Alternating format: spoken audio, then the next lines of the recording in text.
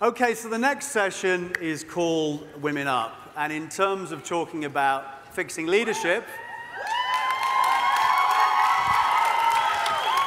one of the key things we can do to fix leadership is have more women in leadership. And what we wanted to do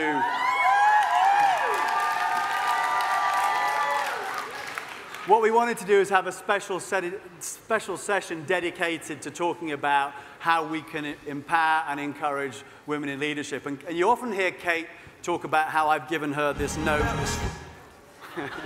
You often hear Kate talk about how I've given her this no crying rule. Now, just so you understand what that is, it's not because I actually believe that emotion in leadership is not a good thing. It's not because I actually believe, I think actually if we had more emotion and more women in leadership, we'd probably have far less war and much better leadership. But the issue is what I see amongst the older generation of male leaders, whenever they want to undermine a woman leader, they go, she's very good, but she's so emotional. And it becomes the #1 criticism to kind of go, how do we undermine them? So I always say to Kate, if she cries on stage, it helps fuel that archaic, dinosauric male leadership tier that is trying to keep women down. I think the other second thing which is critical is when you talk about a subject like this, there is a dramatic difference between the 170 countries we have in this room and the 192 we have around the world. So there are some countries where the issue of women in leadership is about, are we getting equal pay and are the same opportunities there, which is incredibly important. But there are also countries where it's, if as a woman you speak out, somebody kills you, which is of a completely different level and scale. And I think we're going to try and embrace all of that over the next session. So with that, this male will shut up and hand over to Kate Robertson. And you got lucky when you got a boss like that. David is an amazing, if I had a microphone, would be good. You get lucky when you've got a boss like David. David is an amazing, amazing young CEO in our business globally. We have more female CEOs than any other business in our sector. There's me, there's Mercedes you're about to meet, who is a giant personality in France, very, very famous. I'm not sure if they're in the room. We've got Marion Saltzman, is the president of our PR network. We have Katie McSorley, who's here as the CEO from Pittsburgh. I'm bound to have forgotten somebody, which means I'm going to get killed backstage. But we have a lot of women in our business. So what happened last year is some of the ambassadors from last year invited me over to Paris to hear them challenge corporates. L'Oréal was one of them, about their practices. And those corporates had been brave enough to say to these ambassadors, come into our business, audit us, tell us what we're doing wrong, and we'll tell you what we're going to do to fix it. And they did me the great honor of having me there whilst these ambassadors sat on the stage with these huge business leaders, challenged them, and the business leaders said, okay, I see. I mean, it was just fantastic. That same team of ambassadors, One Young World ambassadors at ESSEC, called me and said that they were launching a project about women, very strong in concept, very strong in discipline, and the discipline of these young ambassadors in putting this thing together, honestly, I wish I could do what these ambassadors have done. So they are studying at ESSEC University, and what we said to them was, on the strength of this, that we wanted to give them a session and bring them in to do the talking to the counselors. So we have a stunning lineup, and I just want to take you through the girls. They are, Emmanuel is the president. Emmanuel.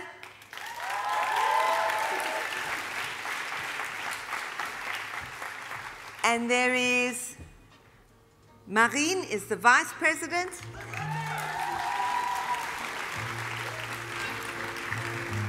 And the completely amazing Adeline. What's the name? And the fourth member of this team is Idris.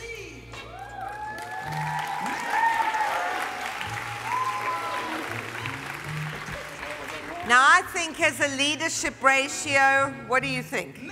Girls? Yeah? So So, this is the work that got done to put together their own panel for One Young World. So delegates speaking and interviewing councillors, you got it. Ladies. Hi, guys. Sound. Sound. Okay. Sound. Hi, guys. To start, few questions for you. How many of you have a female manager? Okay. But how many of you have a female CEO? How many of you are represented by a woman at their parliament? Great. How many of you have a female prime minister or president? Woohoo! Actually, that's impressive. But what we wanted to show you with this short session is that there is actually a problem with female leadership. And it concerns all of us, wherever we come from. And the question is, why are there so many women at the bottom of the organizations? Why are there still a few of them in middle management? And why, when we reach top management, women just become invisible? And that's the question that we'll investigate today. We have chosen to design this session as okay. Anyway, we have chosen to design this session as a concrete plan to action. And in order to do this, we'll investigate with the councillors that will join us on stage two main areas where you people could see some actions that you can do and implement them back in your home country. So the two main areas of actions are first people, then organizations. And we'll now welcome on stage the 5 fantastic councillors who are here to talk about this subject, plus one exceptional invited participant. So I now invite on stage Mercedes Hera.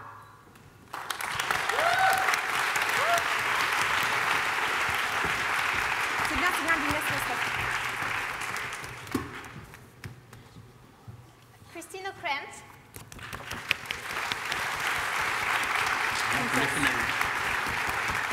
Her Royal Highness Mette-Marit of Norway.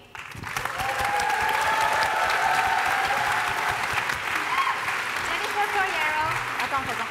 Jennifer Corriero.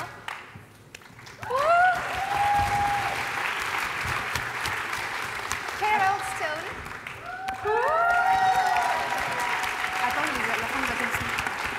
And Fatima Bhutto.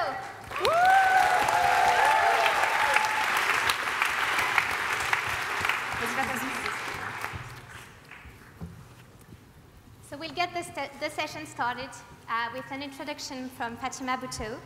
Fatima is a very talented poet and writer, and she's made her the honor to come here today. She had a very long climb from Karachi, and she's flying home tonight, so thank you for being there, and I'll leave you the stage for this introduction.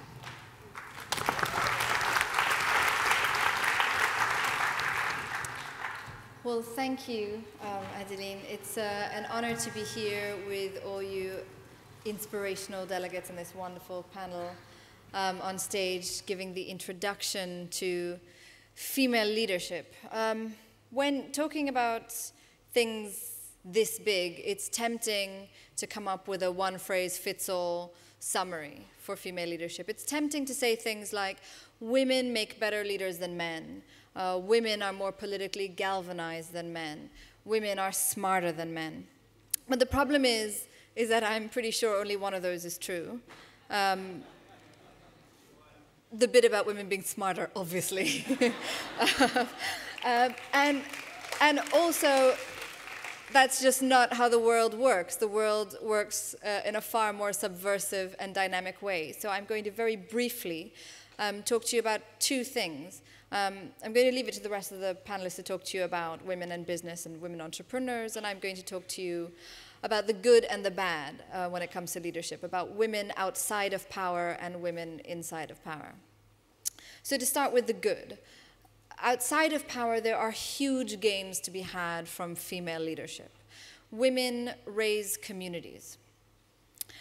It's without question the best way to develop a community, without question, is to empower women. It's been shown that women spend more of their incomes on their households than men do. So when you empower a woman and increase her income, the welfare of her family automatically shoots up. A woman who is empowered with a job is going to take that money and not only spend it on herself, but spend it on her family and on her community.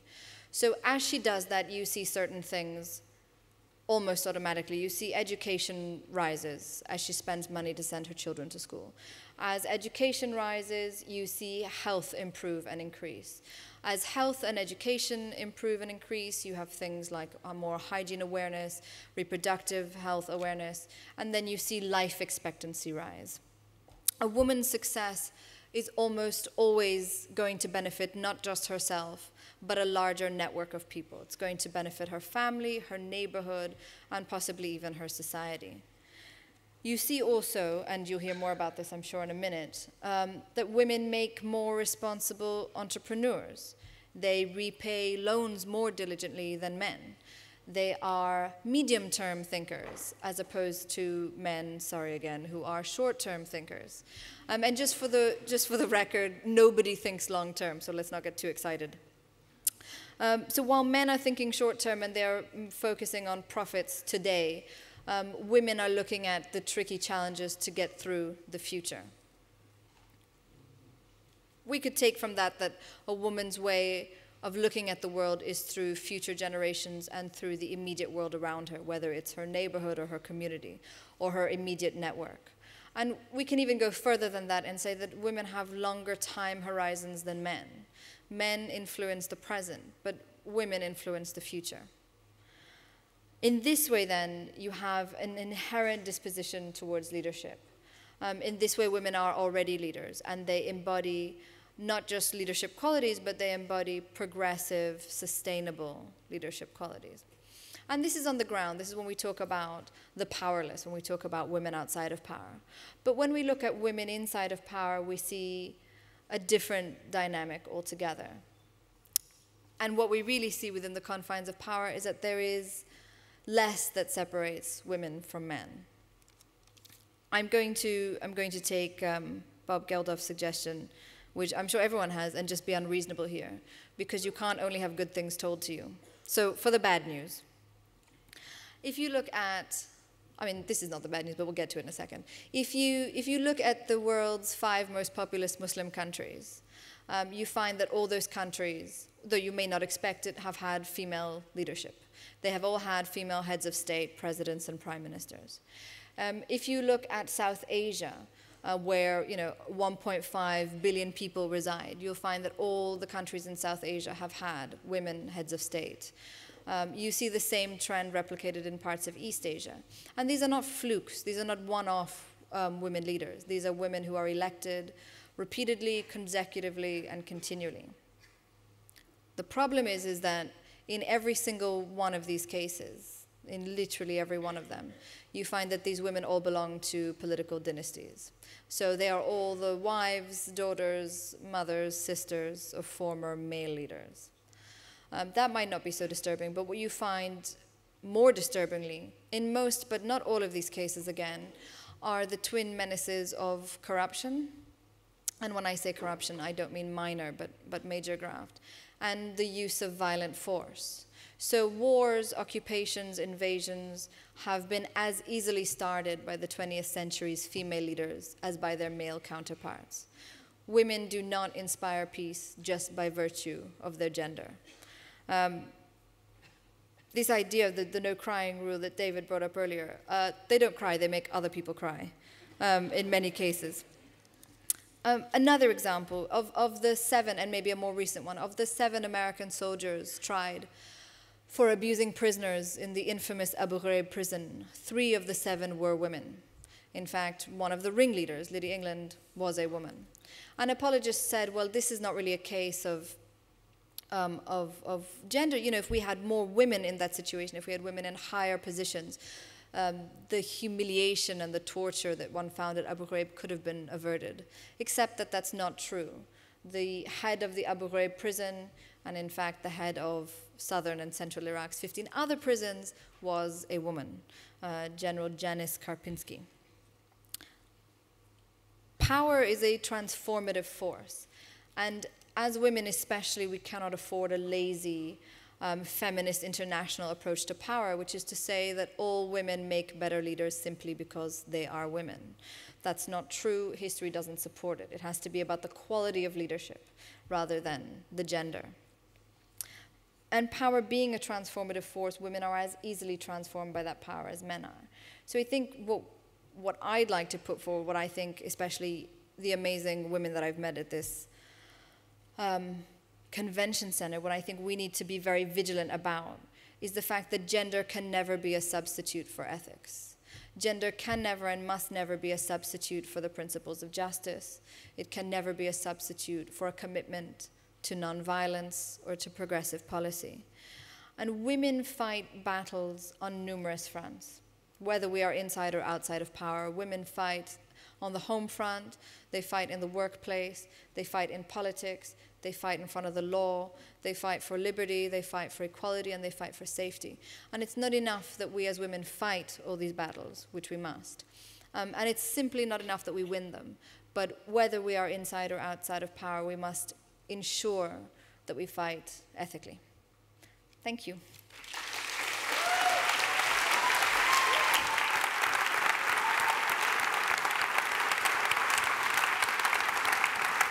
Thank you, Fatima, for this great and inspiring introduction.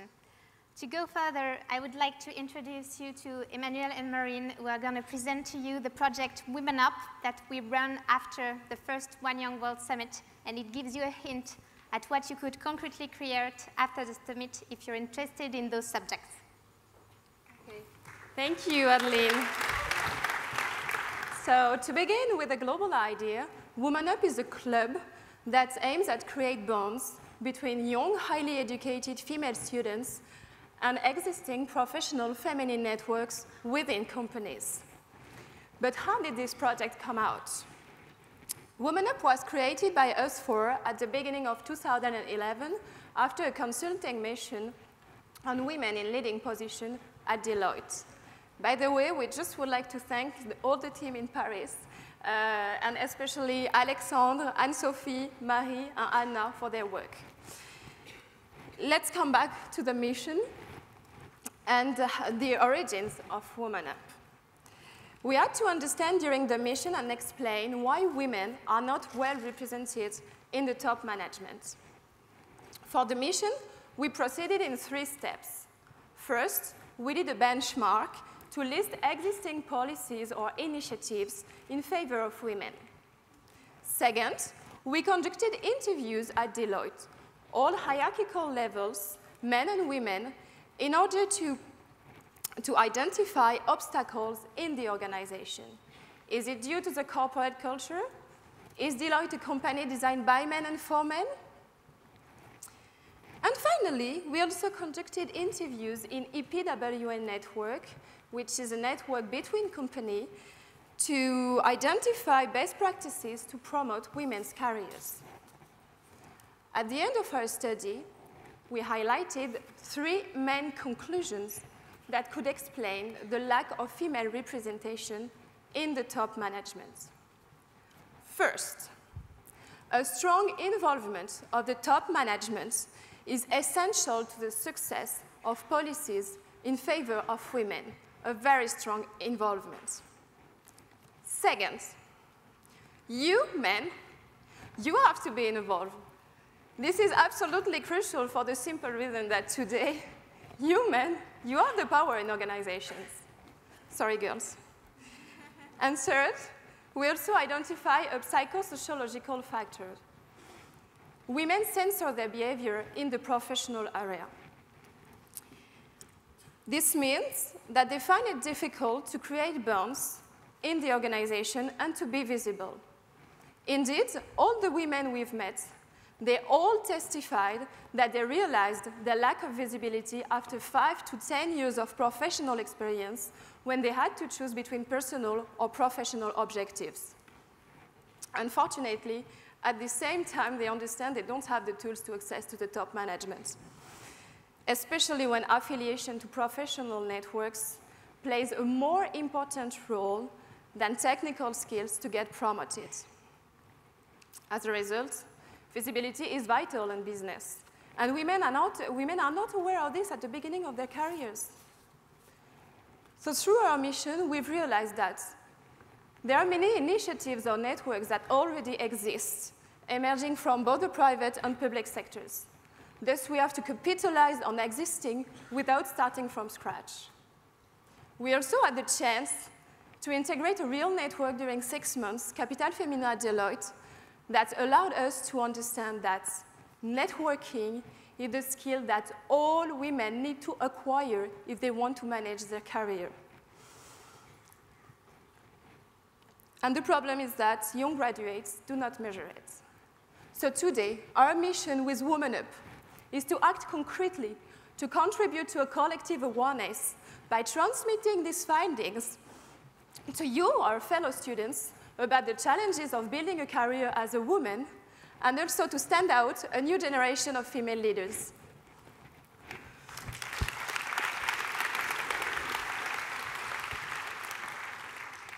As Marine said, Women Up aims at putting in relationship female students and professional female networks that have been created recently in big French and international companies. This is the main area of action of Women Up. And to do that, we have a plan in 2 steps. Thank you. From September to December, we will have a first phase of sensibilization where we will target both boys and girls. Indeed, the matter of gender diversity is not really the first preoccupation of students. It's a complex issue that requires maturity and experience. Moreover, at school, female students don't feel discriminated against. Indeed, almost 50% of students are female. And in most of cases, they have better results and better marks than boys. I'm so sorry, boys, but it's a reality. These girls cannot understand, cannot imagine how things are going to worsen when they enter the work market. Consequently, this first step of sensibilization is absolutely necessary to raise the awareness among both boys and girls, and to incent girls to take a deeper look at the subject and to involve in the Women Up network. This first phase of sensibilization is divided in 3 parts. We are going to act concretely at 3 levels. At the local level, we are going to organize a cycle of conferences in each partner universities. Collaborators from our partner companies will come to these universities to explain to the students what it means and implies to be a man or a woman in their companies. No time to no time to spend with corporate speeches. We want the truth. We want feelings. We want personal experiences.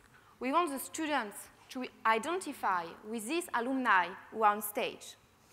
For us, for the Women Up team, is one of the best solutions to touch deeply this public about the complex issue of mixity. Secondly, at the national level, we are going to organize a big event which will put together 400 students, companies, and recognized experts. This event will deal with the subject of Gen Y and mixity. The Y generation, what does that mean? It's you, it's me. It's all the people who were born between 1980 and 1999. It's a concept. According to sociologists and researchers, we are a generation of individualistic people who put their personal fulfilling at the top of their life objectives. The Women Up team is absolutely convinced that the new generational aspects will impact deeply the question of mixity. It's the reason why we have decided to organize this event, which will be the first one built by and for the new generation on this question of mixity. Thirdly, we want to give to our action and our messages an international dimension. It's the reason why we are here today in front of you. I would like to warmly thank Kate Robertson and David Jones, who trusted us and gave us a huge opportunity and responsibility to organize and to lead this roundtable about mixity. We have built this roundtable in order to deliver key messages, and we will be glad that each of you, ladies and gentlemen, to become ambassador of the Women Up messages in your own countries. So I've finished with the first phase. Let's go quickly to the second one. This second phase aims at putting in relationship female students, a club of approximately 30 students, and professional female networks, such as the Twice network of Total or the think tank of L'Oréal. The objectives of this integration of 6 months in very high-level networks is that girls make the same assessments than us. First, gender diversity is a real subject in professional organizations. Second, self-censorship is one of the reasons that could explain the glass ceiling phenomenon. And third, networking is a real skill that you women need to master in order to manage your career.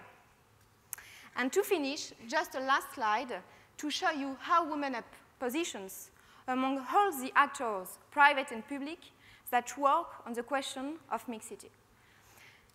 The association isn't intended to reinvent what already exists. We have a role of intermediation between personal and professional initiatives, between private and public sectors. We want our action to beneficiate from all the best practices that have been identified. So I hope this project will give you the inspiration and the willingness to go further on this crucial question of mixity. Thank you very much.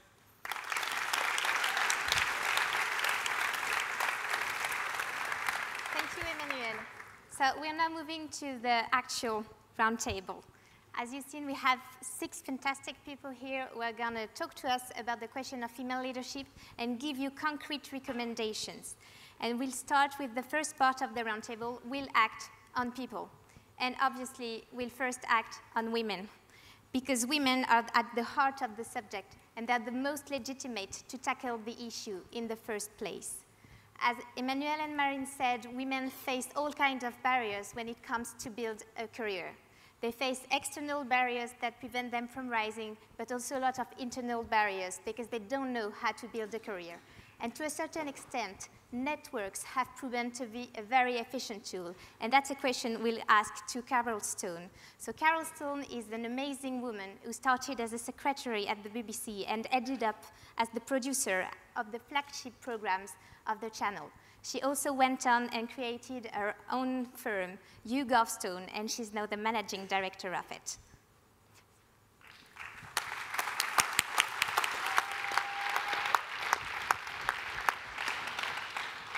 Carol, how and when did you come to understand the importance of network, and how did you become the queen of networking? I'm very old. I've been in the business a long time. Thank you very much, and congratulations on Women Up. I can't do anything but applaud it. And although, of course, I automatically recommend women whenever I'm asked who can be thought of for a position, because I know so many very, very good women. I also, what I'm going to say now, I want to appeal to men and to you too. You're very young. I wish when I was young, I'd known the things I know now, so I'm trying to pass on just a few of those. I came from a hard-working family, not a networking family, and my family, I was very shy. Some of you can't see, I have a very large nose, and I was very worried about it, and I wasn't at all self-confident. So I want to say you don't have to be outgoing in order to be a good networker. What you have to do, and I was lucky enough to have a mother who told me this, a very wise mother, who said, just take interest in other people, sweetheart. If you take an interest in them, then you'll find you'll learn a lot, forget about yourself. And she was absolutely right. Some of you may remember the philosopher Proust. He said just the same. If you want friends, flatter them, ask them about yourself, ask them about themselves, and you'll learn a lot from them. And I think that's really what I did. I think that was a joy. And I want to say that networking, it's hard work, but it's also the absolute joy of life. Friends and networking are the joy of life. Don't forget that. And it really is. And you have to start from a very firm base. You have to know that whatever happens to you in life, you can and will cope. You may not like it, but you'll cope. From then, you can be brave enough to try and to, if necessary, fail. And whether you're going to be entrepreneurs, go into corporates, be on your own, go into charities, NGOs, whatever you do, you'll have some failures and you'll have some successes, but you'll always come back to that you that knows you'll cope, and that will give you the possibility to do that. I think really also you've got to remember that your future is going to be built on reputation. You've got to know that you will deliver on your promises. No good saying, I'll send you that, I'll ring you, I'll introduce you to that person, and don't do it. It's word of mouth that's going to mean a lot. We've got this new social media, technological age, of which I'm catching up with, but it's still face-to-face meetings and word of mouth that's going to build your reputation. And networking isn't just an add-on. It isn't if I've got time, I will. It's an essential. What I did, if you say kindly to be a networking queen, what I did, I started holding rather grand sounding salons. But all it was, I said, for the next 4 weeks, at a certain time, in a certain place, always the same time in the same place, I'm going to invite anybody I bump into in that week that I'd like to see again. Friends I know well, people I'd like to get to know, even rivals in my business. I did it 6 to 7:30, an hour and a half's enough. Could be 10 to 12:30, be any day of the week. I did it in my flat, and I invited people to come. And I started off with 4, and I ended up with about 20, 25, 30. I did it another 4 weeks later on. It's a lovely way to keep in touch with people. That's just one thing I would say. I think also that you should, women particularly on this one, is to accept challenges. I think women are particularly bad at saying yes. When I was invited to take the Any Questions programme, which is the programme you kind of referred to, a political discussion programme in the UK, I actually said, they said to me, do you know a lot about politics? I said yes. I knew nothing. But I made quite sure in the next few weeks I learned about every MP in the British Parliament, and I got the job. So I say to you...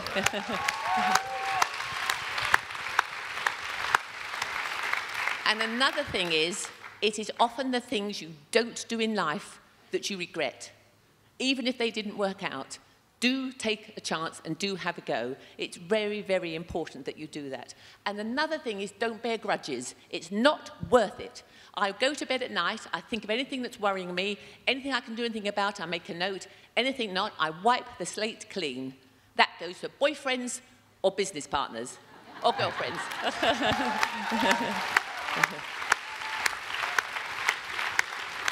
I think my 3 minutes is nearly up. I'll just tell you something very quickly that always interests the women in the audience, and that is that when I joined the BBC, I was 21, and they told me as a secretary, as you kindly said, and they said that in 2 years I'd be established staff rather than unestablished staff. I said to my darling mother, that doesn't matter because in 2 years' time I'll be married.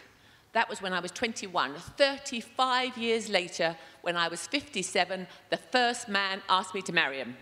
I said yes.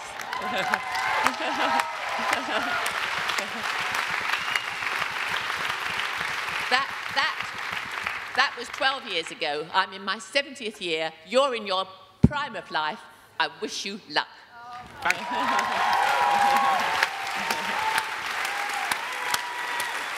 Do you want my tips? Yeah, let's switch to the recommendation.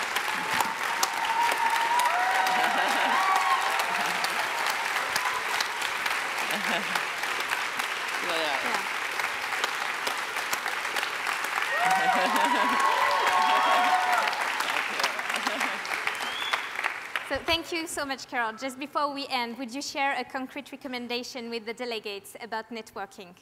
I think what I would say to you is really what I've said already. It is to have a go, to do what you want to do. Don't distract from that, but don't think it's necessarily going to be the people at the top that are going to help you. It will be all sorts of people, unexpected people. You've got to nurture people. But in 10 years' time, or even next year, I'd like to know that you have had a go.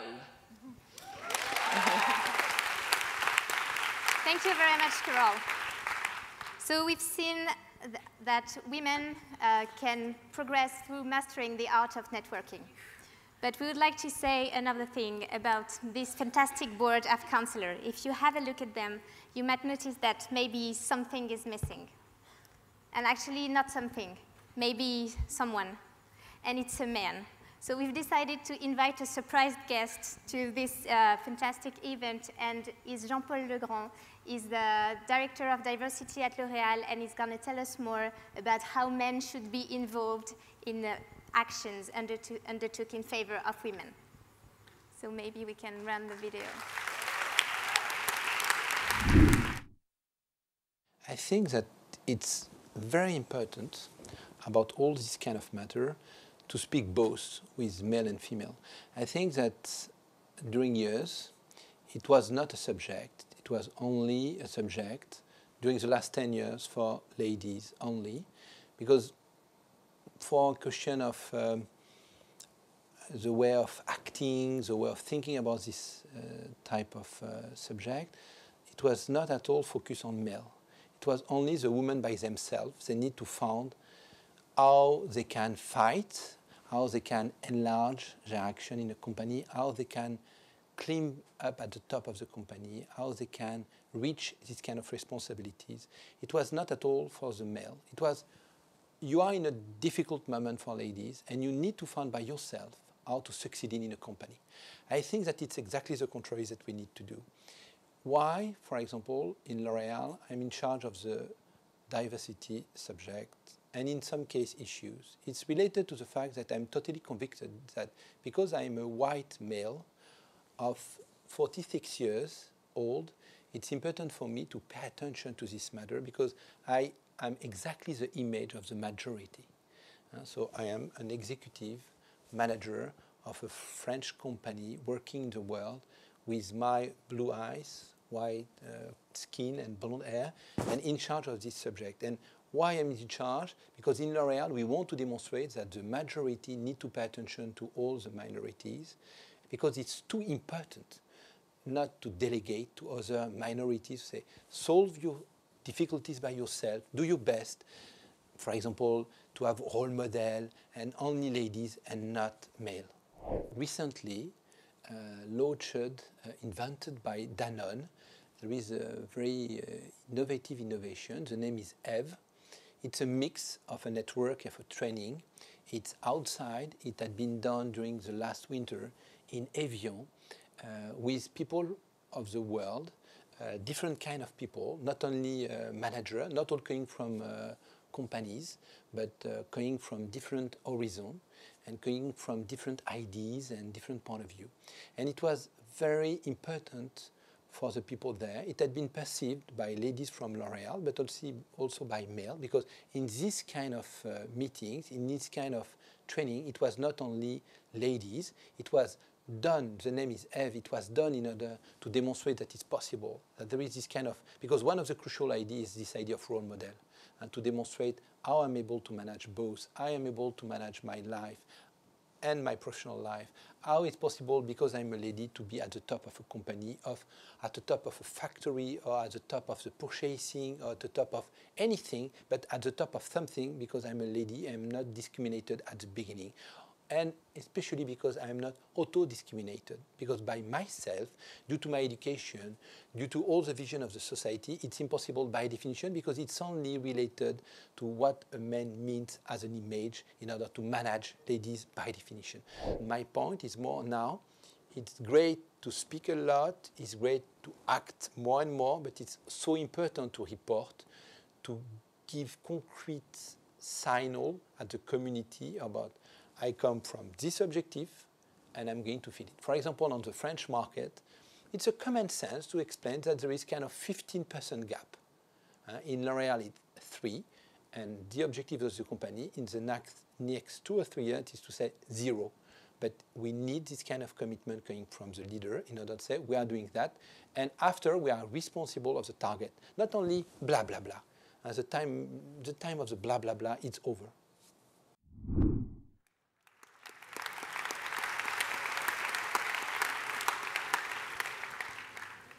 So I hope you all heard the time of blah, blah, blah is over. And from this, we can drive a concrete recommendation. And the recommendation is organizations that act in favor of women should involve men, both in the conception and in the implementation of action.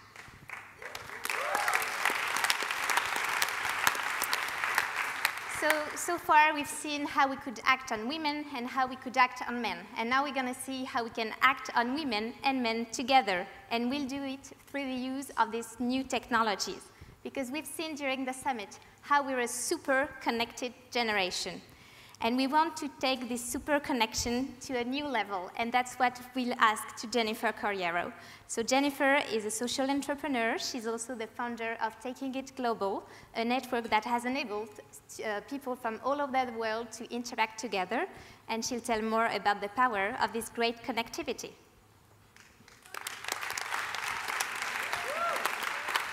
So Jennifer, you have created Taking IT Global, a network that enables people from all over the world to interact and be connected with each other. How can such a network be used as a professional tool to help people launch concrete projects? Thank you for the question. And thank you all so much for your energy. It's so amazing to be in this room with such inspired individuals. To reflect on this question, what does it actually take to launch a concrete project? And many of you probably know this because you've started projects within your communities and you've probably faced many challenges of your own. And I think at the heart of it, it starts with a sense of passion, a sense of commitment, and an idea. But young people often face challenges. How do you turn those ideas into reality? And young people need the tools and support to do that. So what we've learned and what we provide is sort of two major things in order to address that. One is what the power of networks actually offers. And you'll feel this as you're here in the room. It offers a scope of the possibility. When you realize what is possible through hearing the stories as you've heard over the past few days, and to be able to extend that to people in communities who may only have the influences of their parents or of their school teachers that have limited experiences, technology and networks has expanded the scope of possibility for young generations, starting with our generation and the next generations to come. And with Taking It Global, over 80% of the people who responded to our impact survey said that their perception about the ability of young people to affect change in the world actually changed as a result of being part of our network. So people's perspective on the possible changes. And the second area is networks can provide concrete tools. We offer the Sprout e-course and the Pearson Fellowship for social innovation.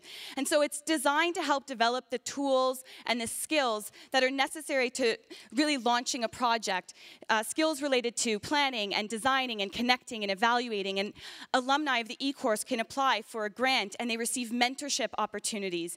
And this is really amazing. 100% of our e-course alumni say that they've increased their skills as a result of taking the course. So we can leverage technology and networks in so many ways. And we think about the massive issue of youth unemployment. It can really only be tackled through creating a culture of social entrepreneurship. And that's why I'm so supportive of this whole conference and being here with you today. Question would be, how could projects linked to gender beneficiate from this kind of initiative? Well, I'm proud to say that 50% of our e-course participants are women, and we very much believe in the power of gender parity and the power of inclusion. And also, as we think about the world's population of women, and young people need to be part of decision-making, young women need to be part of those opportunities. We do have lower numbers in Africa, and we really focus on the role of mentorship. We have a program called the Global Youth Coalition on HIV/AIDS, and one of our members, Christabel from Kenya, when she found out she was HIV positive, she accessed the network and she started a Stay Alive youth support group in her community. And so really to support young women and looking at the issues of prevention and discrimination.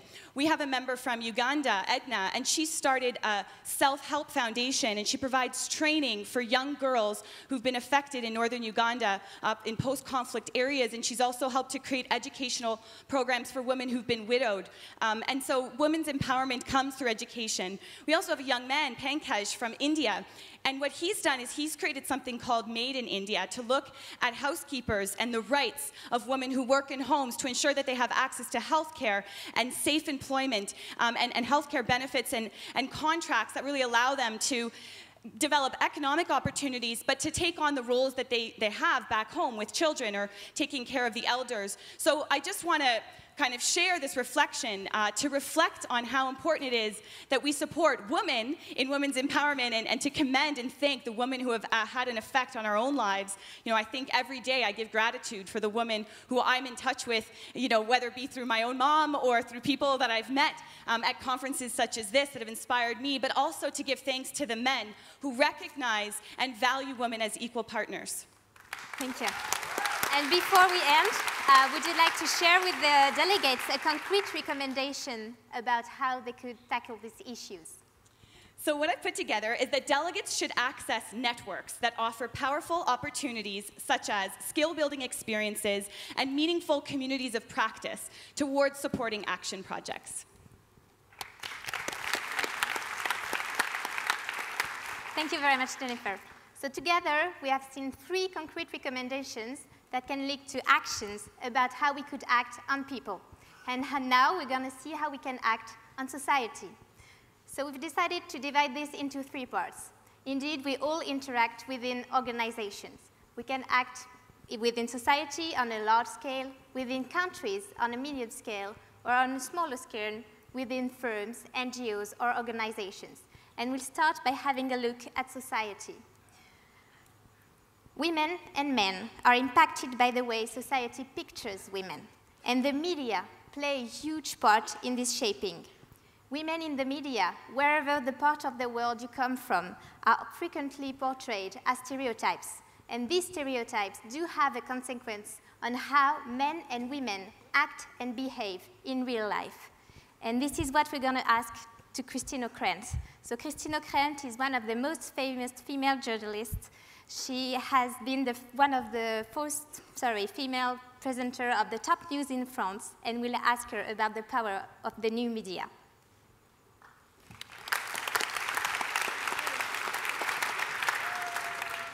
Christine, in 1995, the Fourth World Conference on Women adopted the following resolution: increase the participation and access of women to expression and decision-making in and through the media and new technologies of communication. 15 years later, do you believe the new media have changed the way women are portrayed and portray themselves? Does it have an impact on traditional media? Thanks a lot. Thank you. Thank you for the question. Thank you to Fatima for a wonderful introduction, and to all the speakers, and to you all. Now, I'll try and answer. You know, journalists usually ask questions and hate to answer, don't they? First of all, beware of conferences, except this one, of course, and especially conferences on women. Because what happens is that, you know, everybody comes out with these wonderful resolutions that, you know, are very positive and very egalitarian, and then everybody goes back home and nothing much happens. Beijing, 15 years ago. Well, unfortunately, China and India are still countries where girls are missing, and there's a huge gender imbalance. Why? Because for cultural and economic reasons, girl fetuses are being aborted. Families don't want girls, okay? And that's a very important demographic issue, and a very destabilizing one in the long run. Then you have these parts of the world, and I really have a great admiration for all these young women here who come from those parts of the world, where for cultural, social, religious, economic reasons, women do not have the same rights and the same opportunities as men. And I would like to salute, like everybody else, what's happened in the Middle East, and particularly in Tunisia, because we were all captivated by our Egyptian friends yesterday. But let's not forget that it all started in Tunisia, where women have played a very forceful role because it was a secular system, and girl education in Tunisia has been extremely effective for about 50 years or so. Then, of course, we come to our rich part of the world, where we have huge social differences in our own societies, immigrant populations, where imported cultural habits have to be changed, and indeed women are a factor of change. And that is why I would say that education, globalization, and social media are the 3 keys to women progress. And social media, you know, we need electricity, okay? So it's all very nice for those of us who don't even think that we need electricity. And social media require huge energy resources. And it creates huge pollution, which nobody talks about either. But we're all for social media. Okay. So in our rich countries, social media are a shortcut. And indeed, networking and having all these ways to go around the traditional hierarchy in businesses or in media to a degree and so on. So yes, there has been progress. Has that influenced traditional media? I would say yes. I think that there's more awareness of the importance of women in terms of productivity in companies, in businesses. There's more importance, of course, and that's obvious, that women are the major consumers. And so, you know, from these huge advertising moguls, like my friend Mercedes, to many, many companies all over, they cater to women because women decide what to buy. And so on the whole, I think the image of women, and particularly in advertising, remains, of course, women as an appetizer. But as our demographics are changing and our population is aging, you now tend to see, but maybe Mercedes will talk about that, older women, beautiful older women. But it's very interesting to see that indeed the image of women is changing, but only in that privileged part of the world where electricity is not a problem.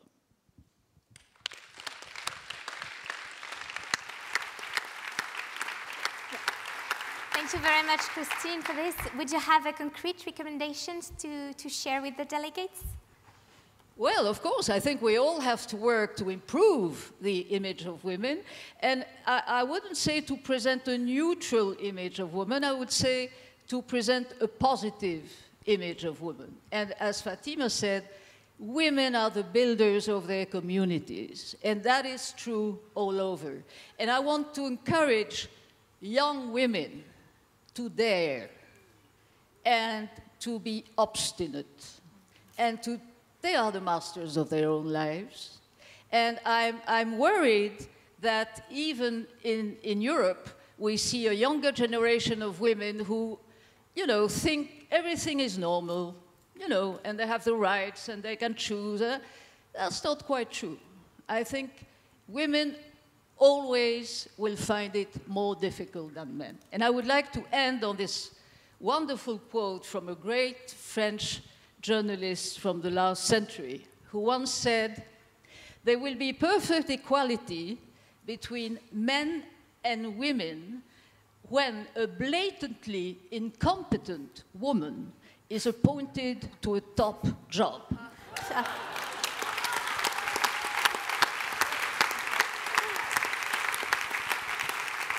Thank you very much, Christine. So we've seen that we could act on organizations and more specifically on society and the media, but we can also act on countries. As individuals, as citizens, we live within countries and there are huge differences between us. But in terms of women, I bet every one of you in this room has a story that he or she can share about how women are treated in his or her country. The countries, through their legal environment, have the possibility to change the rules and structures of the organizations in order to make them more women-friendly.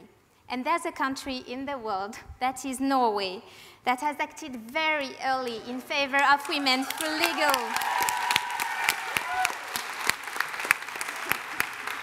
So I would now invite Her Royal Highness Princess Mette-Marit to tell us more about this dreamland for women.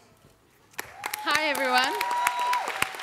Finally, I get a chance to speak to you. I was sitting here on the opening day, and I felt I was sitting there, and there was only one other woman who spoke, and I said, I want to speak too. So I'm very, very happy to have this very brief 4-minute chance. I think it's going to run a little bit over. I'm sorry. First of all, I would like to say that I grew up with Gro Harlem Brundtland as our Prime Minister. She was appointed Prime Minister in 1981, and not as a part of a political family. She was such a great leader in our country that actually I grew up in a time where boys would actually ask their fathers whether it was possible for boys too to become Prime Ministers. So there was an article, very interesting article in the New York Times in June saying that oil and gas is by far the whole answer to Norway's welfare. Norwegian women, they work, they pay taxes, and in addition to that, they actually have babies. And that's the secret. This, I think, is all made possible by legislation and a culture, and shaped and influenced by the laws. So Norway believes in societies that if you have gender equality, this is a prerequisite for economic and societal development. So no nation can afford not to use all skill talents, regardless of gender. No nation can risk a very low birth rate. And research shows that gender equality in sound family policies lies at the bottom of dynamic and sustainable economics. So in the last decades, we've seen large improvements of the situations of women and girls in Norway. 78% of all women in Norway are in paid jobs. This is compared to 68% in the US and 65% in the EU. And still, we have one of the highest birth rates, both in Europe and in industrialized countries, at the rate of 1.95. So it's quite possible to combine these things to children and careers because we have a law in Norway that says that we have a parental leave of 57 weeks for parents, which is it's quite shocking when you hear it, because when you come from other parts of the world, that really doesn't exist anywhere, does it? And what I love about it is that 12 of those weeks actually is reserved for men. So if you don't choose it, you actually lose it. So this means that in Norway, fathers are considered full-fledged parents, and mothers can go back earlier to work. And in fact, there's full coverage of early childcare for children in Norway. In fact, every child that's born and resident in Norway has a legal right to childcare. And the prices are affordable even for low-income families. So two of our ministers in our governments, and this also might sound pretty weird to you, but they had 4 months parental leave at the same time now this spring. So this, and it's not looked upon as weird in any way in Norway, this is quite normal, and this is how we expect now our ministers to be. If we knew that a minister had a baby and he didn't take that parental leave, that would be seen as something that wasn't appropriate. To promote women in public and private decision-making, a mandatory requirement was introduced in 1988. So all public committees, councils, and working groups, etc., appointed by the government shall have at least 40 to 60 gender rate. This works well, and it's handled by the Ministry of Children, Equality, and Social Inclusion. Yes, we actually do have a ministry that's called that. And today we have 43% representation of women in all these bodies. Another interesting fact that we talked about earlier today, Christine, is the fact that in 2006 we actually passed a law in Norway. We were the first country to do so. And we passed a law that we need a 40 to 60% balance in public limited companies and the boards. And this has been a success story, even though many voices said it could not and should not be done. And today, actually, a lot of European countries are following suit. And I will quote this, the EU Vice President Viviane Reding. She says that the EU probably also will implement quotas if the countries and firms do not move on this as to women's representation. So I think Norway was quite brave to go this first step, and we've been quite happy to to do so and see that it's worked quite well in our countries. Obviously, there's some things that are not working within the system, and our next step now is to go together with the business community in Norway, and we're also, these projects are working, has been working on a long time also, to get more women into managing positions, which I think also, as you say, is very important, and we're also, the ministry is also working a lot on that. So, what I'd like to end with to this question is that historically we see that women have carried the burdens and have been disadvantaged. But today we also have to look at how both sexes are doing. And in Norway, a quite astounding fact that we have a 30% dropout rate in high school in Norway. So we need to look at how that affects the sexes. And actually, it's the boys and the young men who drop out. We have people completing university, we have a 62% rate of the girls who actually complete. So it's actually, we have to now look and see that both genders are taken care of, and that we actually put this also in policies. And that's why gender equality is not an issue only for women. I think we'll see in the future now in industrialized countries that if we don't look at this as a broader perspective, and if men doesn't get interested, it's going to get to you guys. So I wish you luck.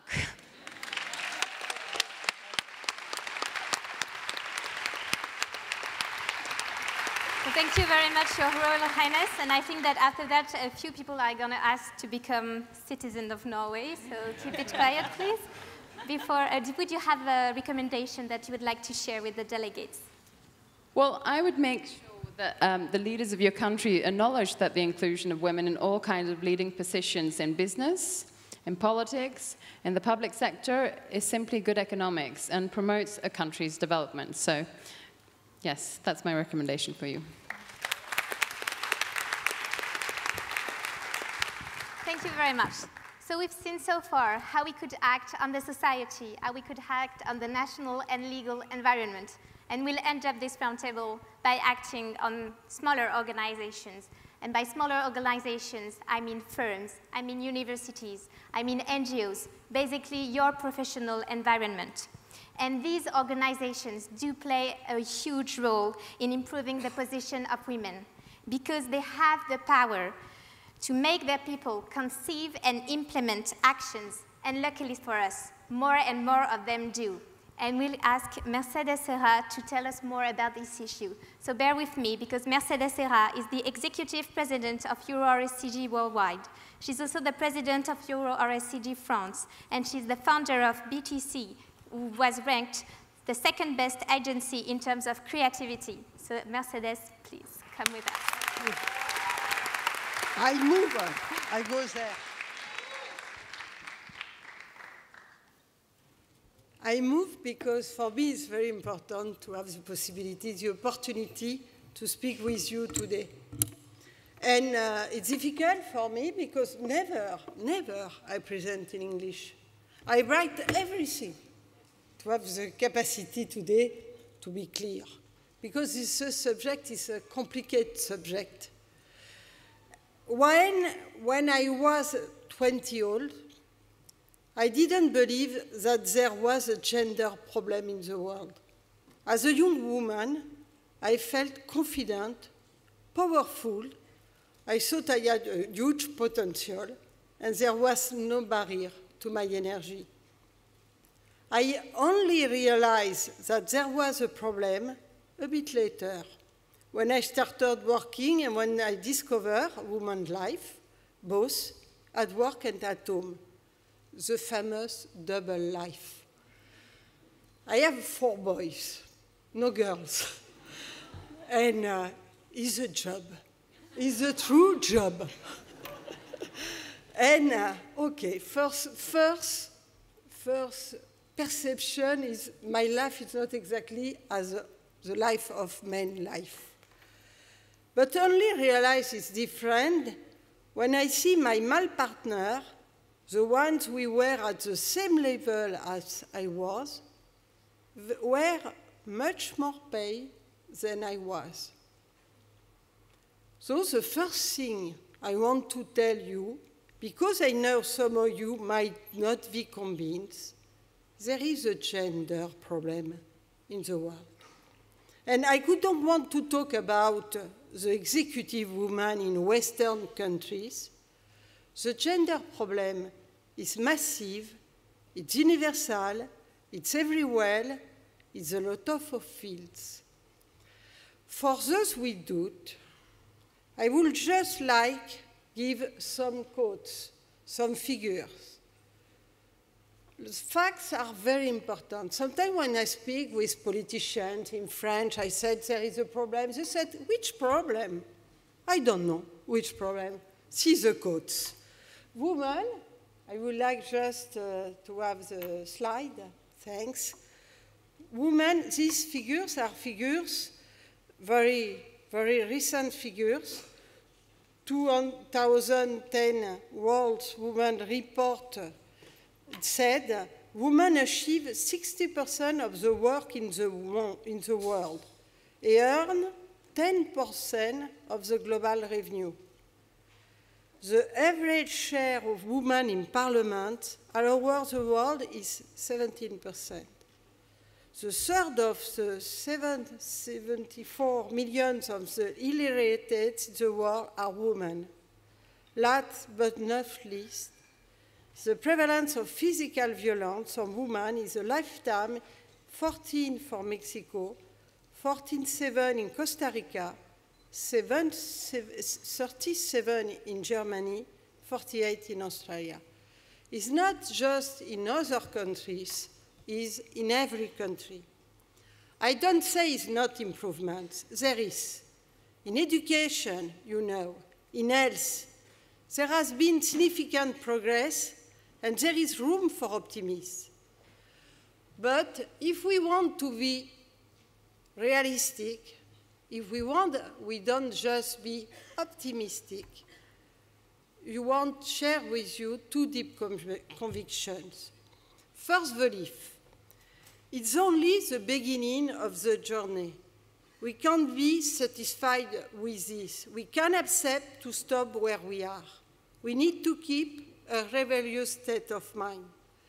And I thank to every woman because it's a pleasure for me to have this strong woman speaking with you today.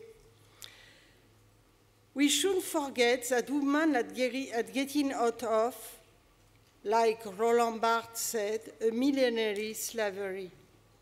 And that the move to get off is a quite recent, 15 years recent, very recent. What women have acquired is still fragile, subject to a potential reversal.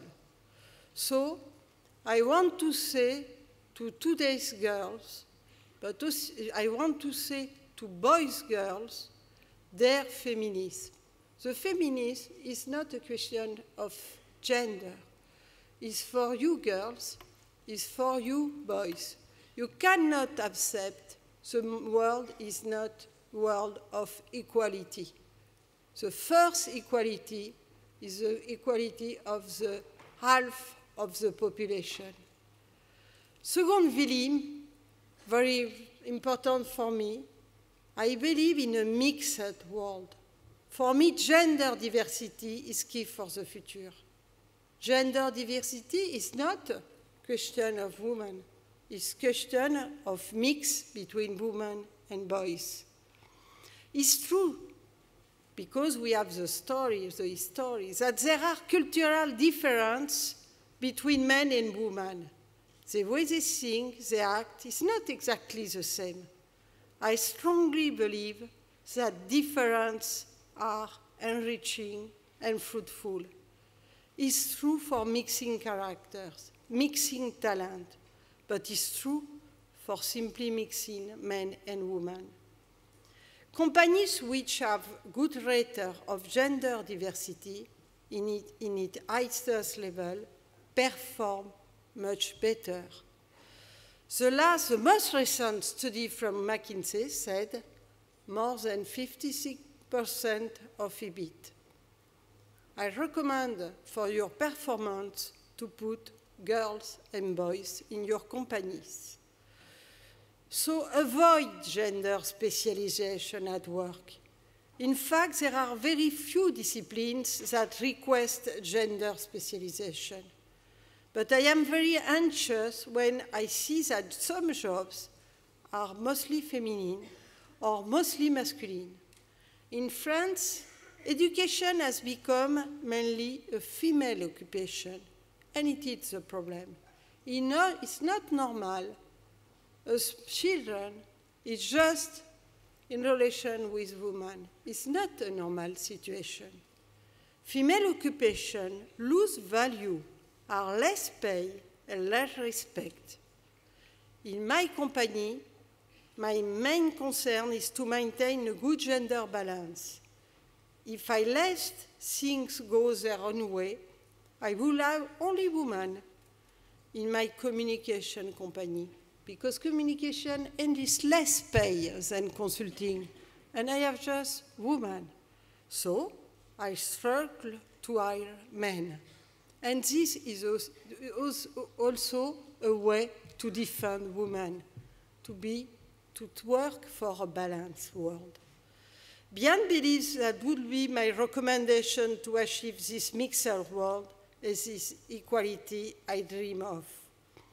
Companies are and will be fundamental for the advancement of women. They have to work. Companies have to work. The situation of women in companies is still fragile. I give a number, just a number.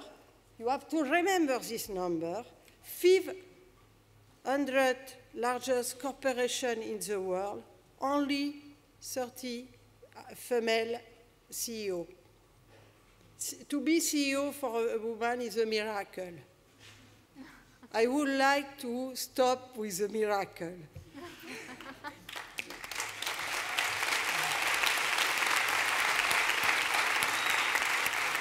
The salary gap between men and women in Western region of the world is 30%.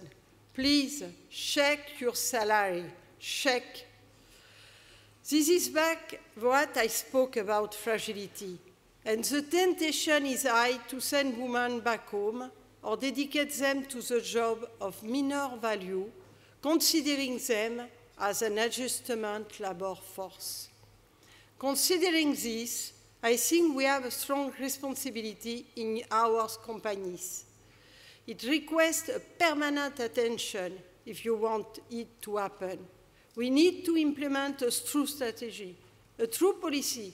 As a government, it's the same situation. Check everything. Check the evolution of what happens in the company. Check that women back from maternity leave are not disaffordable, that their career doesn't unfairly suffer from the maternity. An everyday concern. There is one thing I deeply believe and is my recommendation, is unfortunately not yet a natural thing to see women up. So if you, companies, managers, and you, future leaders, want to see them up, you have to help them. I can assure you that companies which do that are the company of the future. Thank you.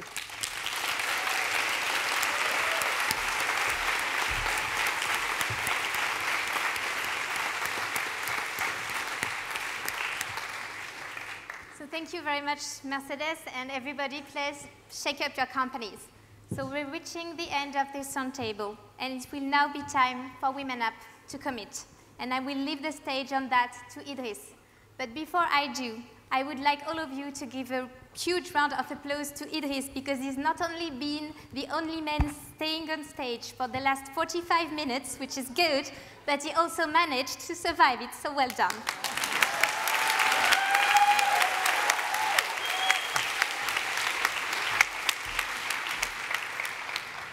Thank you. Well, to work with women is great, but it's my reality, but it's everyone's reality.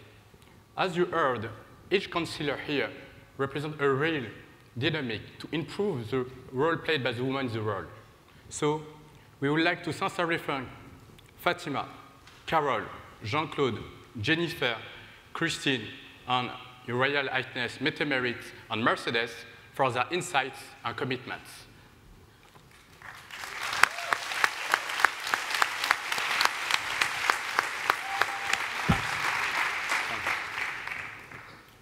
Gender issue represents a real challenge, as explained by the Counselor on Women Up.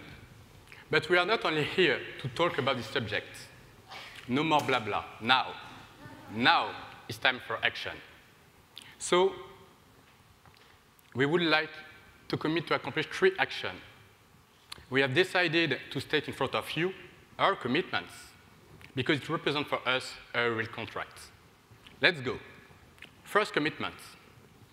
We commit to double the number of networks we are working with. Second commitment. We commit to organize a big event in front of 500 students, men and women, in order to impulse a concrete reflection of gender issue in December 2011. Third commitment. We commit to raise awareness among at least 5,000 people through our collaboration with partner schools. And we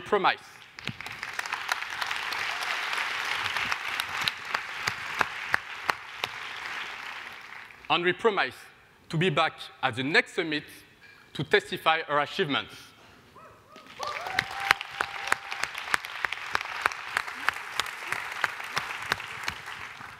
Action by action, we truly believe that the situation, the way of thinking, the state of mind are going to change thanks to you, delegates, your friends, your family, your colleagues, your boss, your company, your politicians, your legislators.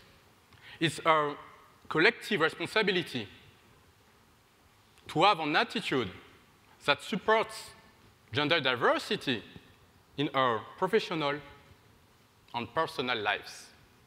And to conclude, we deeply believe that things are changing. It depends on us, we delegates. And yes, we can. Thanks. Thanks.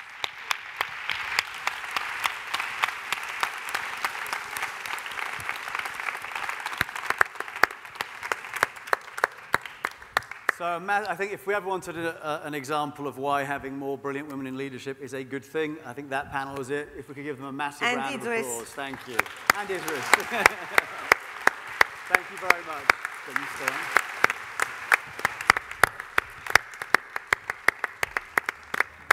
Thank you so much. You stay.